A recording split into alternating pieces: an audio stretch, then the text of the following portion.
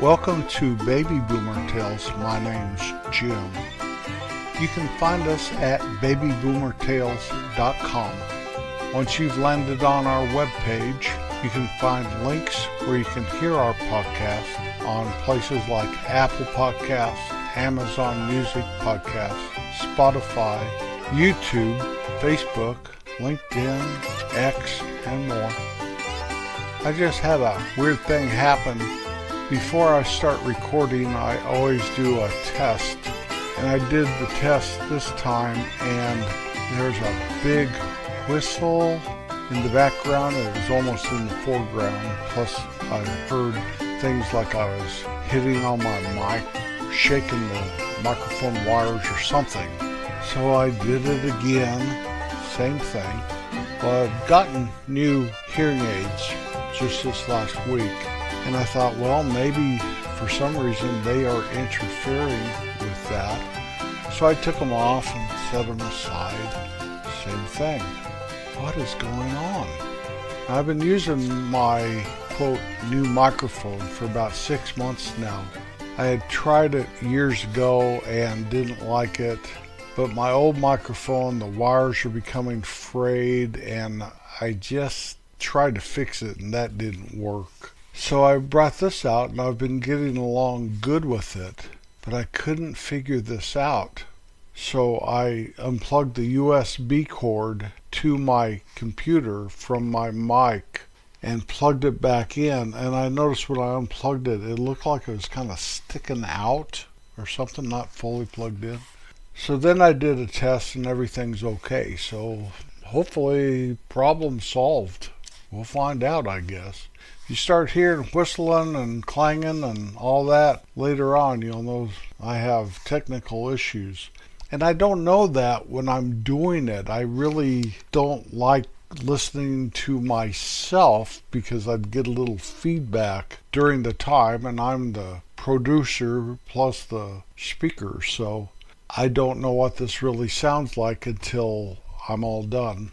Then I do my little thing with all my settings and adjustments and all that then.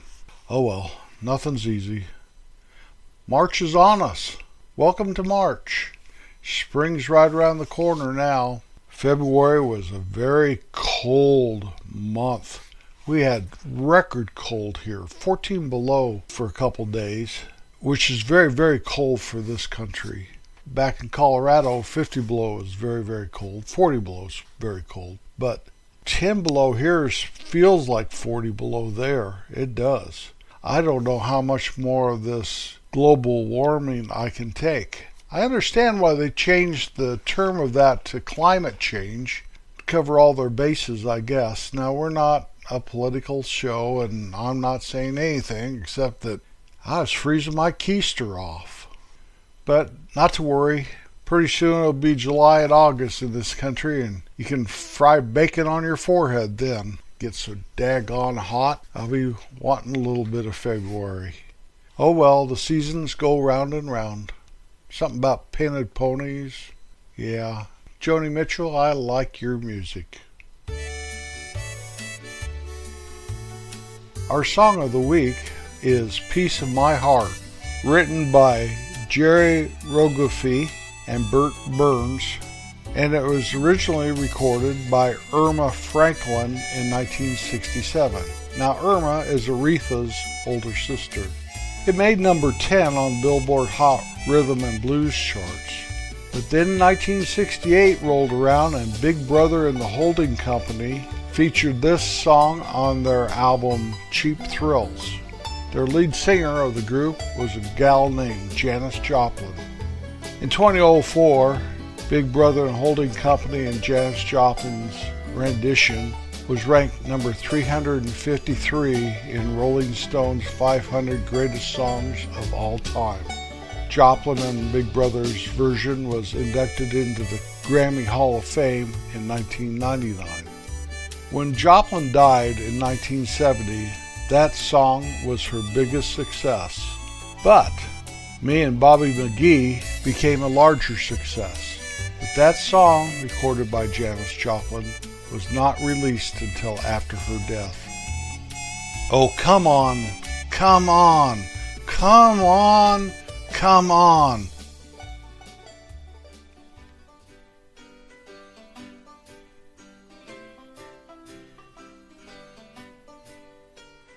Do, do, do, do, do, do, do. What am I gonna do? What am I gonna do? Jerry! Hello, Jerry. How you doing? Hi there, Sparky. How you doing, girl? You a good dog? I always like rubbing your stomach. Yeah. You want to go wee pals? Yep. Hi, Homer. What's happening today? Oh, Jerry, I'm in a pickle. No, let me rephrase that, Jerry. I'm in a pea pod. This is terrible. It's awful. I don't know what I'm going to do, Jerry. I don't know what I'm going to do. When Katie finds out, she's going to fire me. Then where'll I go? Maybe I'll have to live with you. I could hit the road and enjoy the circus.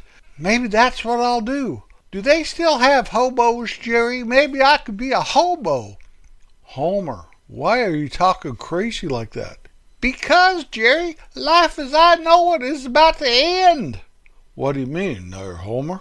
Well, you see, when I was making a grocery order last week, for some reason, I thought I was ordering 36 cans of peas. And, Jerry, I didn't mean to. I really didn't mean to, Jerry. Homer, what? What? I ordered 36 cases. We have peas coming out our ears, Jerry. Oh, what's Katie gonna do? What's Katie gonna do? Homer, just first of all, you're co-owner with Katie. She can't fire you. She can yell at you, and I wouldn't blame her. Can you send them back? No, Jerry, I can't send them back. Okay, well, have you checked the expiration date on them? Yeah, Jerry, they're good for about 15 months. They're not going to be expired until the middle of 1983. Since it's 1982 now, Jerry. 1982, can you imagine 1982? Ooh, doggies. I didn't even know 1982 was going to exist when I was a little kid. Homer, stay focused here. Oh, yeah. Yeah, Jerry. 1983. So you have a year and a half approximately to get rid of 36 cases of peas. That's right, Jerry. How many cans are in a case?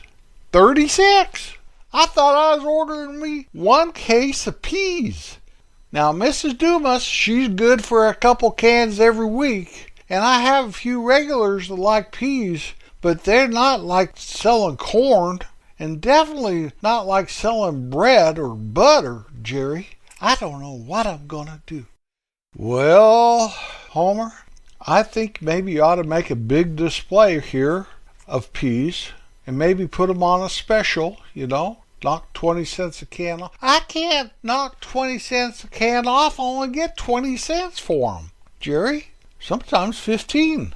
Okay, well, take 20% off. Let's see if they're 40 cents a can. I would take off, how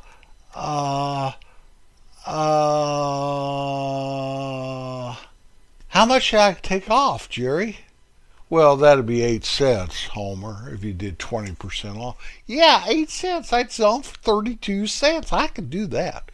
I could. And if Katie coming around saying, why is these peas on sale? I just say, because I'm a marketing genius. That's what I tell her. Homer, I think you ought to tell her up front what happened.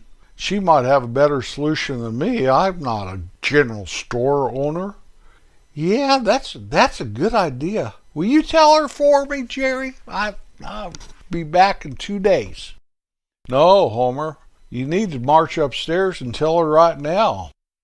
She's not there, Jerry. She went down to Wheattown, and maybe she'll stay there for a few days. What do you mean? Well, I'm hoping. Homer, it's time you stepped up and faced the music. Yeah, I'm going to face the music. I'm going to face the peas. I'm going to face my wife. That's the way to do it, Homer. Always stand up for whatever mistakes you make. But Jerry, it's no fun. Piece. Piece. Piece of cake. A piece of pie. Masterpiece. Piece is a scrap, a fragment, a bit, a segment, a section, a granule, a nubbin, a crumb, a speck, a fraction, leftover, portion. How about a piece of the action? It's a part, it's a share, it's a cut, it's a slice. You piece together a quilt. I fall to pieces. Didn't Peter and Gordon sing that? And of course, we just visited Piece of My Heart. Peas. Peas. Can of peas. Peas are something you eat. There's snap peas, snow peas, and shelling peas. You can buy them besides in the can, like old Homer did. Frozen and fresh. You grow them out in your garden. They like to climb on things, so maybe put a trellis there by them, let them climb up on the trellis. When I was a boy, I hated canned peas. That has carried over into my adult life. I will not eat canned peas, period. They're mushy, they're no fun. But when I was a boy, besides fighting with my folks that I can't eat those peas, Mom, I remember going down to my grandma's house and her feeding us peas, and Connie and I would break the pod open and eat the little individual peas raw. Those are really good. Grandma had a good garden. I like frozen peas. Frozen peas are fine.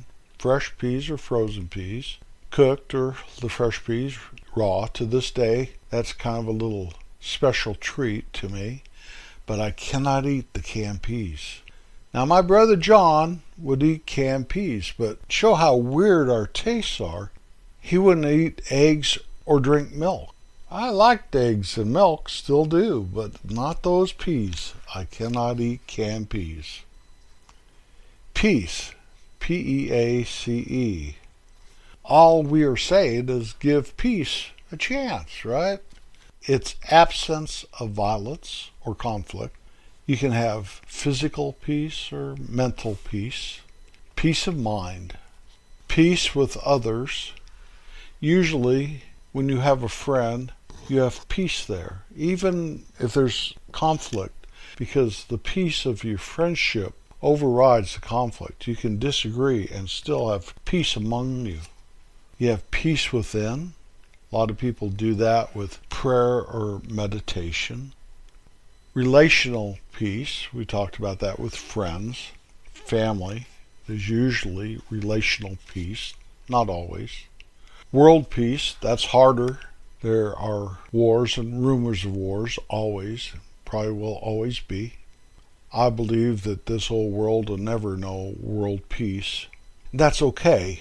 Good people strive for peace, and that is what we should do.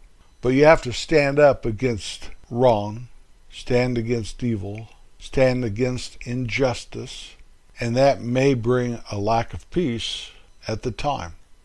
Spiritual peace, emotional peace. I believe spiritual peace will bring forth emotional peace. When I say peace out at the end of this podcast, which I do most every single time I end a podcast episode, I'm not saying peace to the world, and I'm not holding up two fingers, giving the peace sign. Remember that one? You'll see it once in a while. All I'm saying is peace between you and me, peace in my heart, peace in my mind. Hopefully I didn't say anything that gave you a lack of peace. And I'm also transferring a P-I-E-C-E, of my very soul, of my very being, along whoever listens to this podcast. And no, I'm not going to eat any P-E-A-S out of a can. So there's nothing so bad that peace like a river can't flow with your soul. There's ways to achieve that if you don't know how.